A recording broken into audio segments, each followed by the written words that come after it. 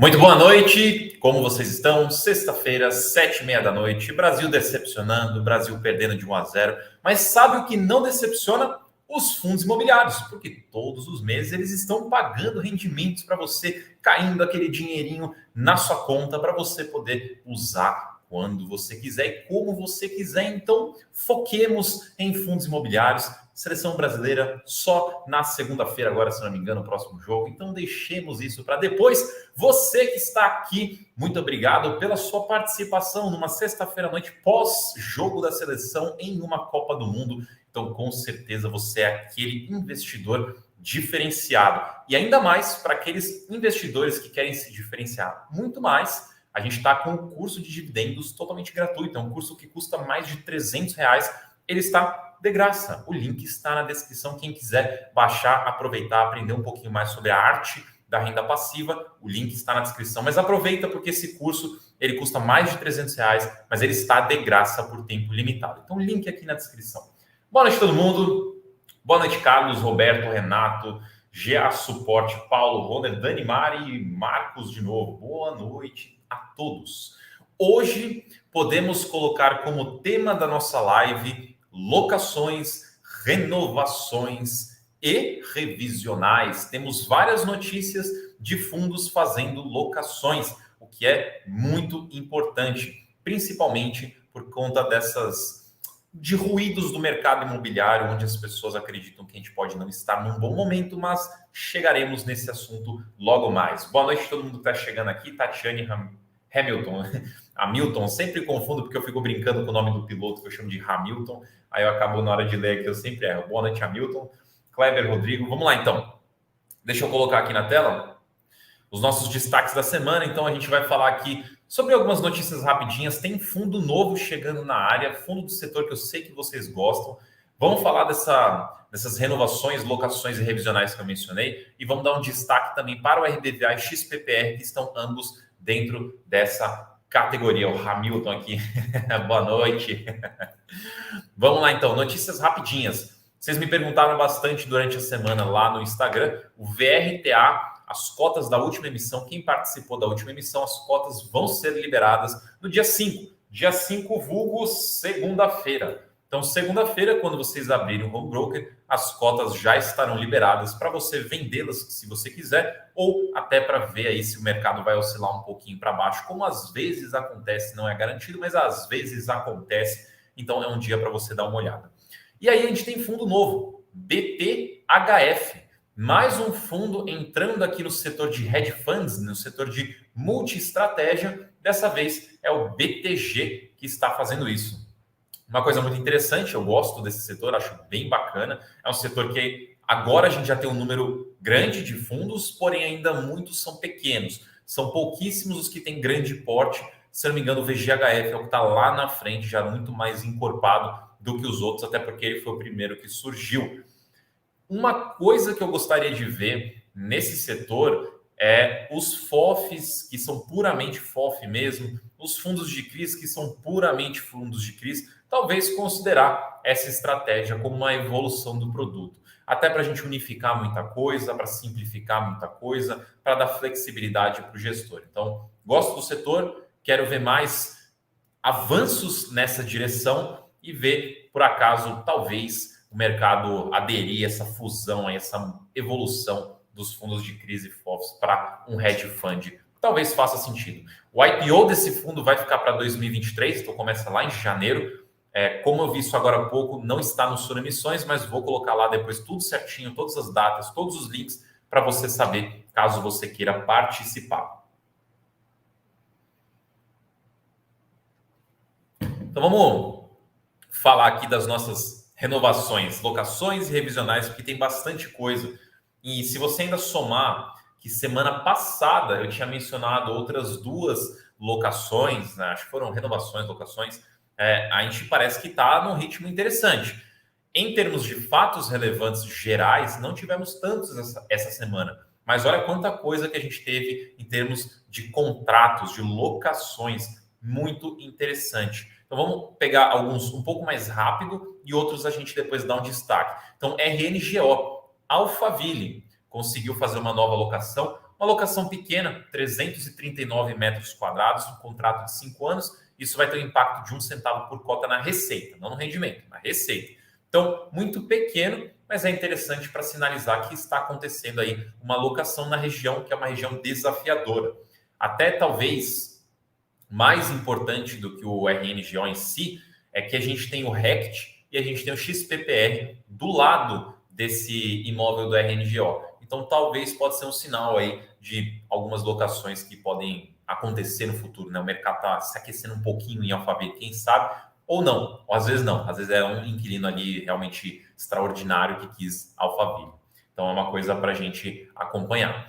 RCRB, aqui já na outra ponta, enquanto o Alphaville tem uma vacância muito alta, já é muito mais desafiador, o preço já não está tão interessante para o lado do locador, a gente tem um RCRB que está na Faria Lima, fez uma revisional, aquela revisional no meio do caminho do contrato, bem no meio ali do terceiro ano, eles fizeram uma revisional, essa revisional ainda aumentou o aluguel em 25% lá na Faria Lima, ou seja, o aluguel revisional foi aumentado em 25%, um grande aumento. Isso dá mais ou menos 1 centavo por cota na receita, não nos rendimentos. E até porque a área ali não é uma área super relevante em termos, se a gente for comparar o tamanho do portfólio, 1.000 metros quadrados quase. O BRCO, Fundo de Logística, também um fundo grande de logística, uma renovação também no portfólio dele. Agora sim, a gente fala de uma área grande, quase 16.000 metros quadrados, e também uma renovação com aumento de aluguel, 17,3%, que representa 3 centavos por cota na receita, não no rendimento. Vocês já estão vendo aqui fundos imobiliários fazendo locações, renovações, tudo aumentando o aluguel. Isso é interessante, isso é legal você notar isso do mercado imobiliário, que ele está, pelo menos os bons imóveis, estão com oportunidades e estão fazendo locações, estão melhorando os seus preços. Eventualmente, a gente ainda acredita que vão melhorar também os seus valores patrimoniais mais para frente, né? Com essa questão de juros, com essa questão toda que aconteceu nos últimos 2, 3 anos, isso acabou segurando muito essa valorização dos imóveis, mas a gente tem essa expectativa que de fato acontecerá, mas mais para frente. Aí aqui, rapidamente, antes da gente entrar de fato no tópico, RBVA, grande notícia que estávamos esperando há bastante tempo para o RBVA, que é a renovação das agências da Caixa.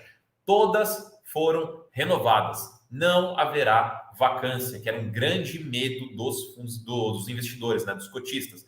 Já entro mais nesse assunto. XPPR, um fundo passando por grandes dificuldades, uma delas sendo a vacância, conseguiu fazer uma grande locação no Faria Lima Plaza, que é um dos seus principais imóveis do portfólio. Então vamos entrar agora nesses dois assuntos. Primeiro, o RBVA, um caso interessante, e para quem é cotista, um caso muito importante. Então ele conseguiu fazer a renovação dos 13 imóveis da Caixa, são todos que eles têm ali, por mais 10 anos. Então, ótimo, longo período de contrato. Desses 13, 11 ainda estão naquela questão de falta de regularização do imóvel. Ou seja, a Caixa ainda falta regularizar, arranjar todas as documentações do imóvel para ele estar bonitinho, o fundo está tudo certinho com o imóvel. Então, como eles não estão regularizados, então o acordo que foi feito é: não vamos mudar o aluguel, vamos manter o aluguel atual enquanto eles não forem regularizados. Depois que forem regularizados, aí a gente ajusta o valor do aluguel baseado no valor do imóvel, quando isso acontecer. Mas tem um porém aqui. Se nos próximos 3 anos os imóveis não forem regularizados, esses que não forem, o fundo poderá exercer a opção de venda desses imóveis de volta para a Caixa. 2 estavam regularizados, esses 2 tiveram um aluguel corrigido para padrão de mercado e eles tiveram aí um impacto negativo, ou seja, o aluguel ficou mais baixo do que era, só que é um impacto muito pequeno, porque não dá nem 1 centavo negativo por cota, dá 0,005 por cota. Então, impacto quase irrisório aqui, quase inexistente. Então, esse é um ponto importante.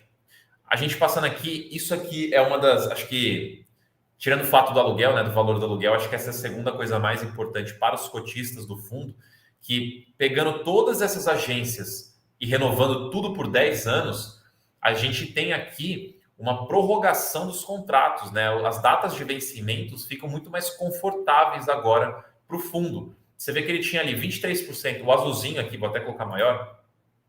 O azulzinho é antes da renovação, o roxinho depois da renovação. Então tinha bastante coisa em 2022 e tinham várias aqui em 2023 para frente que não tiveram tanta alteração assim, mas o principal foi 2022. Você vê que agora foi bastante lá para 2032 para frente. Então tem um prazo muito mais confortável agora para o fundo em termos de contrato. Só que aqui vem uma parte muito importante da mudança dos contratos. Vamos lá, então. Primeira grande mudança, o aviso prévio. Antes era 3 meses, agora 6 meses. Ou seja, se a Caixa quiser sair de algum imóvel, ela tem que ficar ainda 6 meses no imóvel depois que ela avisa que ela quer sair. Isso, quanto mais, melhor para o dono do imóvel, porque dá mais tempo para eles buscarem um novo inquilino antes do atual, de fato, sair. Os dois contratos, aqui agora é uma grande, relevante mudança. Antes era contrato atípico, agora é um contrato típico. A multa, por conta disso também, antes era todo o valor que devia de aluguel. Então, se ainda tinha mais 3 anos de contrato, a multa era 3 anos de aluguel. Agora não é mais isso. Agora são apenas 3 meses de multa. Então, teve uma redução bem relevante na multa. E o indexador mudou de IGPM para IPCA. Apesar da multa ser o ponto negativo aqui, infelizmente, né, a gente sempre gosta de uma multa mais robusta, o fato relevante como um todo ele acaba sendo bem positivo, porque tira muito medo, aquela névoa, aquela nuvem negra que passava no fundo, de medo de dar problema com essas agências. Está tudo agora resolvido e eu entendo que foi uma resolução bem positiva para o fundo. Jogou todos os vencimentos lá para frente, manteve praticamente todos os aluguéis, pelo menos por enquanto. Se der problema com a regularização, pode exercer a opção de venda. E aqui, essa parte da multa não foi ideal, mas pelo menos está tudo muito bem alinhado. Então, eu vejo como algo positivo para o fundo. Estou vendo que vocês estão mandando umas perguntas aqui, eu já pego, tá? As perguntas que vocês mandaram. Já pego do chat aí e já respondo. Então, o XPPR era o outro fundo aqui que está nas locações. Ele fez uma locação de 3 conjuntos do Faria Lima Plaza por 7 anos. Isso dá 6.200 metros quadrados, só que tem um ponto importante. Isso é 6.200 metros quadrados do imóvel. O fundo tem 40% do imóvel. Então, vai dar mais ou menos ali o quê? Uns 3.000, 2.500 metros quadrados para o fundo, mais ou menos, por aí. Aí o fundo divulgou as informações de valores, né? Então, a receita acumulada, ou seja, de todo o período somado, bruta, ou seja, antes das despesas, dos 24 primeiros meses, é de praticamente R$ 1. Então, em 24 meses, esse aluguel vai gerar de receita bruta R$ 1. Agora, ele coloca aqui embaixo que a receita mensal bruta, antes das despesas, é de 5 centavos, quase 6 centavos por cota. Então, esse aluguel geraria de receita para o fundo quase 6 centavos por cota. Se você pegar esses 6 vezes 24, você vai ver que não dá, a conta não fecha. Provavelmente tem carência, provavelmente tem desconto. Essas informações estão embutidas ali na conta. Não foi divulgado exatamente quanto de carência, quanto de desconto. E a vacância do fundo, ela reduz de 48 para 45. Então, é um fundo que tem muita vacância, consegue reduzir um pouco essa vacância, mas ainda continua bem alta. A gente precisa acompanhar novas locações e também acompanhar aquele outro fato relevante que saiu na semana passada, se eu não me engano, que foi que ele potencialmente venderá participações de seus imóveis. Precisamos ver qual que vai dar desse fato relevante. Se vai vender mesmo, qual o valor, qual o período de recebimento. Informação extremamente importante para os cotistas de XPPR. Bom, importante mencionar para vocês aqui que o radar de fundos imobiliários é uma ferramenta dos assinantes que vocês conseguem acompanhar nossas análises, resumos e visões sobre as notícias que vão sendo divulgadas nos relatórios gerenciais, nos fatos relevantes. Então, isso que eu faço aqui para vocês no YouTube, a gente faz em muito mais detalhe, com viés, com recomendações, com análise para os assinantes. O compilado sai toda segunda-feira, mas durante os dias da semana, para os fundos que forem divulgando algumas coisas, a gente já vai soltando individualmente. Se você não conhece as assinaturas, convido vocês a virarem assinantes. Tem o link aqui embaixo na descrição. E também aproveitando, a gente tem o curso de dividendos, Viva de Dividendos, de graça. É um curso que custa quase R$ 400, mas ele está por R$ 0, de graça, mas é por tempo limitado. O link também está na descrição. Vamos lá, então, pegar as perguntas que vocês estão colocando aí no chat. Deixa eu ver aqui.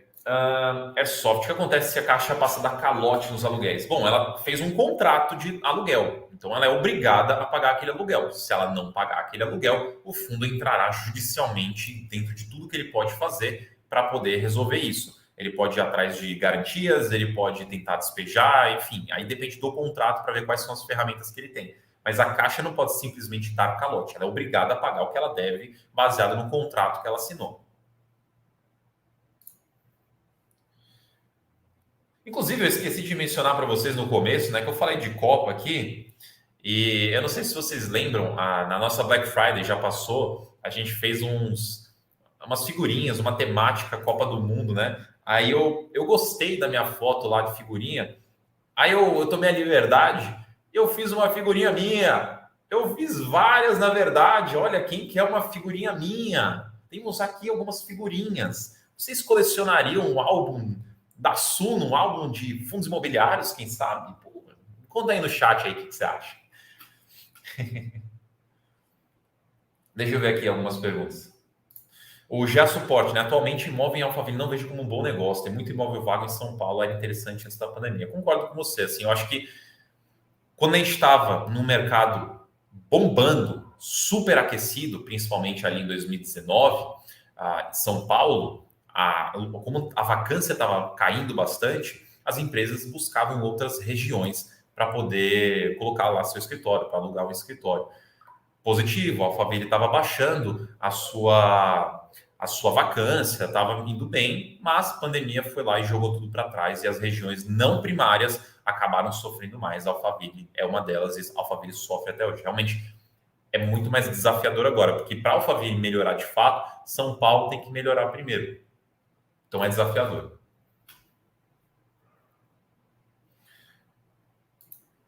O iniciante perguntou: segunda-feira vai ter a continuação da revisão da carteira de Sunofis? A carteira de Sunofis, ela tem um relatório publicado toda quarta-feira. Então, a primeira parte da revisão da carteira saiu essa quarta-feira e as próximas vão saindo também nas quartas-feiras. Para Suno Start, quem for Suno Start, também vai ter a revisão dos fundos imobiliários pelos relatórios que são divulgados nas terças-feiras, quinzenalmente. Pô, Simone, aí você me chutou aqui, hein? Para completar o álbum, uma figurinha sua e outra do Baroni. Ah, não sei, a gente vai devagarzinho, né? Até onde eu sei, só eu tenho a figurinha por enquanto. Mas se a gente fizer um bem bolado aqui, o pessoal gostar, a gente vai fazendo das outras pessoas, dos fundos também, dos imóveis, a gente faz alguma coisa. Marcelo perguntou se tem alguma notícia do TRXF. Ainda não, não temos data. Danimar falou que Kinea também lançaram hedge fund. Sim, eu comentei isso, acho que não na última, talvez na última live ou na anterior, é o KNHF, provavelmente, e agora a gente vai ter o BTHF, que é do BTG. O RECR deve melhorar com a subida do IPCA? Sim, assim como praticamente todos os outros fundos imobiliários, o IPCA subindo agora, ele vai melhorando o rendimento, porque eles têm muito IPCA na carteira. Vamos ver aqui. Supervisão Repar. Quando a Suno começará a falar de FIINFRA e FIAGRO para os assinantes? Olha, a gente tem uma pessoa, o Vini, acho que ele está falando mais de FIINFRA, tá? Então, se vocês quiserem, busquem aí Vinícius Romano, ele trabalha com a gente aqui, ele é um analista de renda fixa, e ele está olhando um pouco mais esses fundos também. Não sei te dizer se ele vai fazer cobertura, de fato, desses fundos, mas eu sei que ele tem estudado isso daí. FIAGRO, a gente não tem alguém dentro de casa, um analista da research, da casa de análise, para FIAGRO. Se você quiser conhecer um pouco mais sobre isso, a gente tem o pessoal da Asset, da gestora, porque eles têm o SNAG, eles têm um FIAGRO, e eles também produzem muito conteúdo de FIAGRO. Inclusive, para assinantes, agora sim, na parte de análise aqui, a gente soltou algumas séries que a gente chamou de Descomplicando o Agro, que é uma série que vai ensinando sobre o agronegócio. Não é sobre FIAGRO especificamente, mas se você tem interesse de aprender sobre o agro, essa série saiu para todos os assinantes, até o Start, desde o Start até o Black, todo mundo tem acesso ao Descomplicando Agro. Bom, deixa eu ver aqui mais algumas perguntas. Como que ficou a emissão do SEQR? Boa pergunta, deixa eu conferir aqui, mas eu acho que ela não teve nenhuma atualização recente. Eu vou ver aqui e já respondo. Enquanto eu abro aqui meu controle, deixa eu ver aqui. Enquanto o meu controle abre aqui, eu já vejo. Eu já respondo você. Qual seria o padrão do Canip contando a inflação normal do Brasil? Isso depende muito, né? Não tem como eu te responder isso, porque isso depende não só da inflação, depende também da taxa dos CRIs que o fundo vai adquirir, depende do preço que você paga.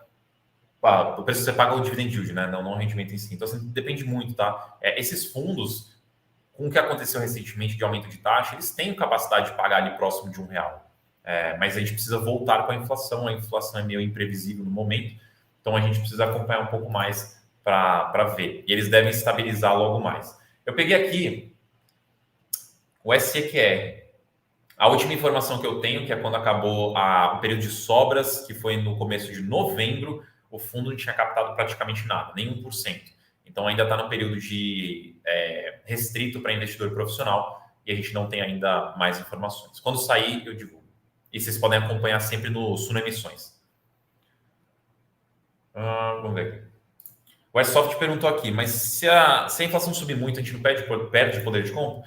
Com certeza. Aí que está o interessante. As pessoas não fazem essa conexão, né? A gente adora ver o rendimento dos fundos aumentando, então a inflação aumenta fundo de papel, o rendimento do fundo de papel, a gente adora ver isso, mas ao mesmo tempo nosso bolso ali está sendo impactado também. Então sim, inflação, quando ela sobe, ela faz as coisas ficarem mais caras, a gente perde o poder de compra. Então a gente não deveria comemorar inflação alta, como a gente viu recentemente, né, passando do 1% ao mês.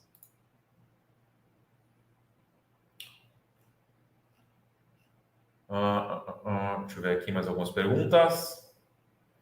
O Liert perguntou, né, como é que está a perspectiva do MGLG para 2023. O Jacinto tem feito lives recorrentes sobre o MGLG, explicando o relatório, explicando a visão do fundo, explicando o que eles estão fazendo no fundo. Então, em vez de eu tentar responder aqui, eu vou te repassar olha no canal da Suno depois e veja as lives do Jacinto, que ele está à frente do MGLG, e ele vai conseguir te passar toda a visão, toda a situação, tudo que eles estão passando ali. E aproveita as lives também para você perguntar o que você quiser ali para ele na hora. O que aconteceu com o BTCR? O BTCR e o FEXC se unificaram e mudaram o nome para BTCI. Então, se você pesquisar FEX ou pesquisar BTCR, você não encontrará mais. Agora é BTCI. Eles foram unificados. Luiz Charles, poderia explicar como funciona a assinatura de fundo imobiliário? Assinantes recebem quais FIIs comprar, por exemplo? Sim. O que é essa assinatura de fundos imobiliários?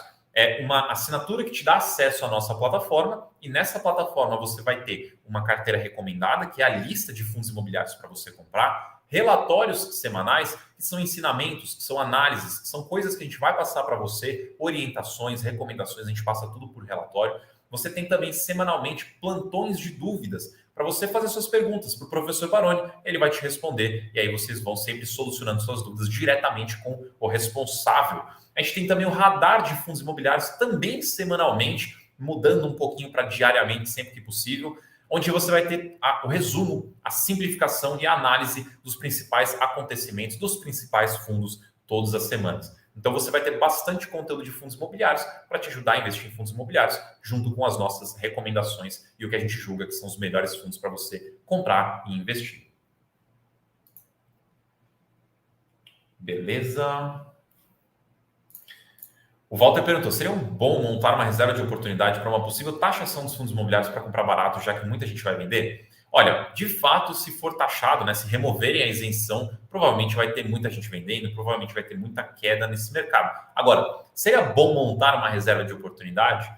Muito, mas muito difícil responder essa pergunta e provavelmente não é uma boa ideia, porque se você olhar na nossa história, já tiveram vários eventos de tentativa de remoção da isenção. Então, se você lá atrás, 10 anos atrás, estivesse lá montando sua reserva, você ia estar montando essa reserva até hoje e não teria aproveitado todo esse tempo de investimento. Então, assim, faz sentido a sua estratégia? Faz. Só que você não tem como saber quando isso vai acontecer, se for acontecer. Então pode acontecer de demorar mais 10 anos e você ficar segurando essa reserva e não investir, você perder tempo de investimento. Então eu não gosto desse tipo de estratégia, mas é válida para quem quiser.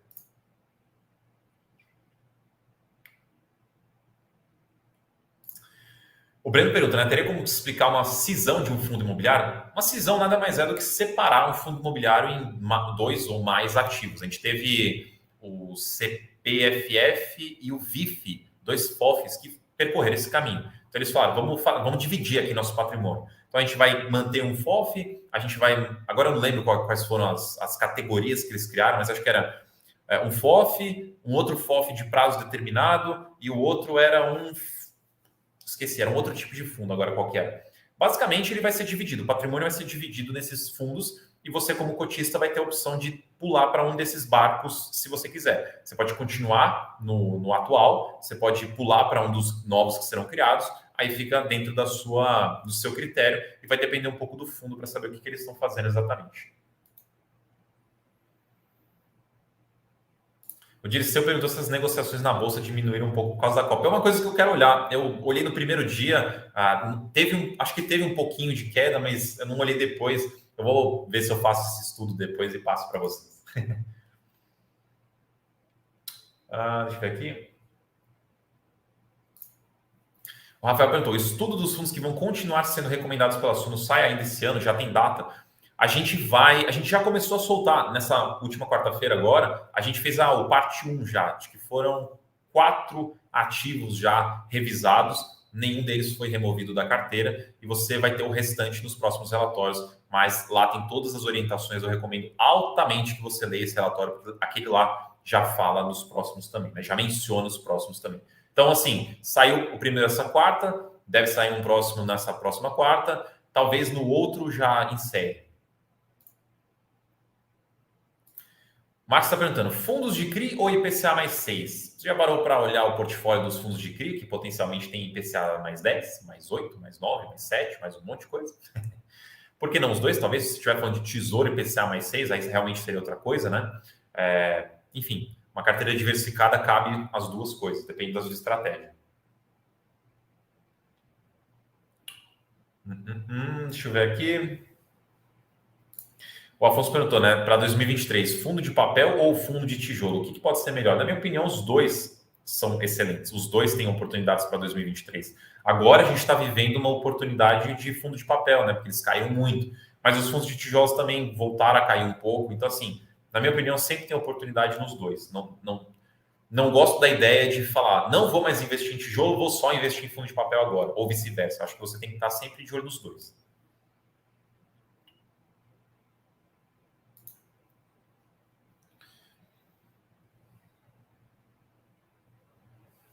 Ó, o Renato aqui já falou, já li a primeira parte da revisão da carteira, top. O Paulo perguntou, as reservas dos fundos devem ser distribuídas em janeiro? Depende, tá? Você tem que lembrar que a regra tem que distribuir no mínimo 95% do lucro caixa no semestre. Então, assim, se ele reteve no semestre lucro e está abaixo desses 95%, então sim, ele precisa distribuir em janeiro. Né? Competência dezembro, mas distribuição em janeiro. Dito isso, lembre-se que ele pode estar montando uma reserva de lucro há bastante tempo. Aqueles 5% ele pode estar guardando algum tempo. Então, ele pode ter uma reserva de lucro que ele não precisa distribuir, porque ele já vem acumulando já há um bom tempo. Então, você tem que lembrar que você tem que olhar no semestre. No semestre, ele está abaixo dos 95%? Se sim, ele vai ter que distribuir. Se não, ele não vai ter que distribuir. Pelo menos não obrigatoriamente.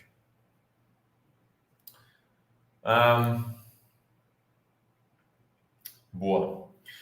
Pessoal, hoje eu vou encerrar um pouquinho mais cedo. Hoje foi dia de Copa aqui. Quero liberar todos vocês aí para aproveitar já o fim de semana. Aproveitem, descansem. Segunda-feira tem jogo de novo também. E derrotas não serão toleradas no Brasil. Então vamos torcer para vitórias. Muito obrigado pela participação de todos vocês. Obrigado pelo carinho de sempre. Obrigado pelas mensagens, pelas perguntas, pelo engajamento. Não esquece que o curso Viva de Dividendos está de graça. Um curso de mais de R$300 está de graça. O link está na descrição. Conte comigo para o que vocês precisarem. Tamo junto, a gente se vê na próxima live e nos próximos vídeos também. Então, um abraço, bom fim de sexta-feira, bom fim de semana para vocês também.